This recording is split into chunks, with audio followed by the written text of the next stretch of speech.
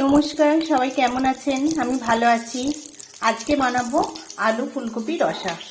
সেই জন্য এখানে আমি টমেটো আর নারকেলকে বেটে নিয়েছি, এখানে আদা লঙ্কা বেটে নিয়েছি, এখানে আলু সিদ্ধ করে ভেজে নিয়েছি, এখানে ফুলকপিটাকে হালকা একটু ভাপিয়ে নিয়ে লাল করে ভেজে নিয়েছি।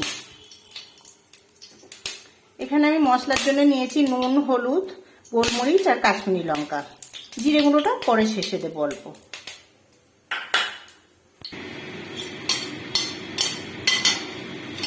কড়াতে তেল দিয়ে নিয়েছি, এর মধ্যে আমি এবার এই টমেটো আর নারকেল বাটাটা দিয়ে দেবো।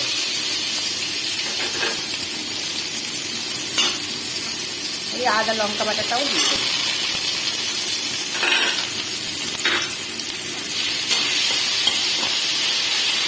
দিয়ে একটু হালকা করে ভেজে নেব।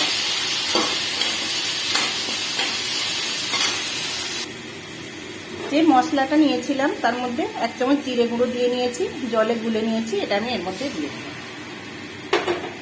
দিয়ে হালকা করে কষে নেব। দেখুন আমার কষা হয়ে গিয়েছে। এটা আমি অল্প তেল দিয়েছি বলে তেল ছাড়েনি। এটা যদি আপনারা একটু বেশি তেল দেন তাহলে সাইড থেকে তেল ছেড়ে যাবে।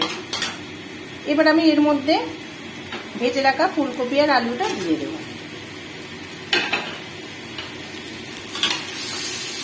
দিয়ে নাড়াচাড়া করব। এবার এতে আমি পরিমাণ মতো জল দিয়ে দেব। আপনারা স্বাদের জন্যে 2-1 দানা চিনিও দিতে পারেন। ঝোলটা ফুটে উঠেছে, এবার আমি 10 মিনিটের জন্য এটা চাপা দিয়ে দেব। আমার আলু ফুলকপি রসা রেডি হয়ে গিয়েছে। ওপর থেকে আমি গরম মশলা ছড়িয়ে দিয়েছি।